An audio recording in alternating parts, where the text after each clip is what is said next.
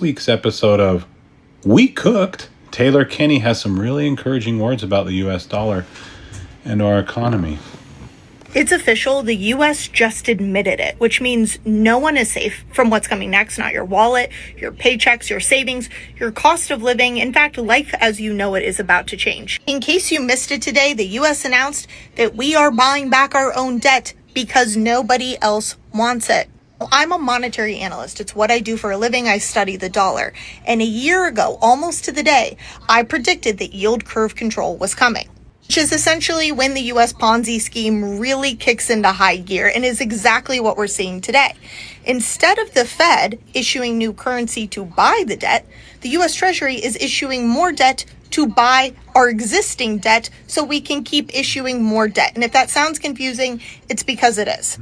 You don't need to know all the technical details. All you have to know is that the media is going to tell you that this is not technically quantitative easing, that inflation will not rise because of this, but do not be fooled.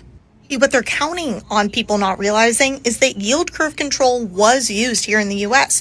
during World War II, when spending exploded and there were no buyers of debt.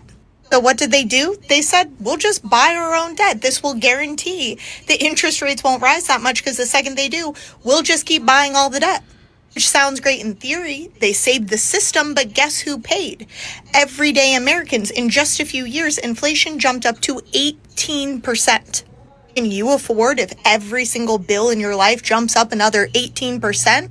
But not only that, the debt today is 10 times what it was during World War II in real terms. That means inflation adjusted, meaning that today's fallout would be far worse. We could be looking at not only double-digit inflation, but far greater than 18%.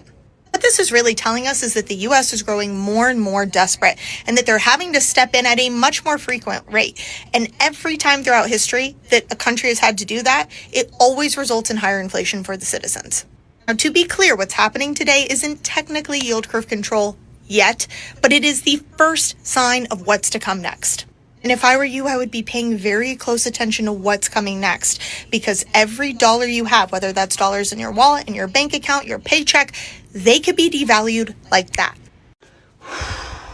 Were any of you as gullible as I was? I wore this to the gym at one point in my life.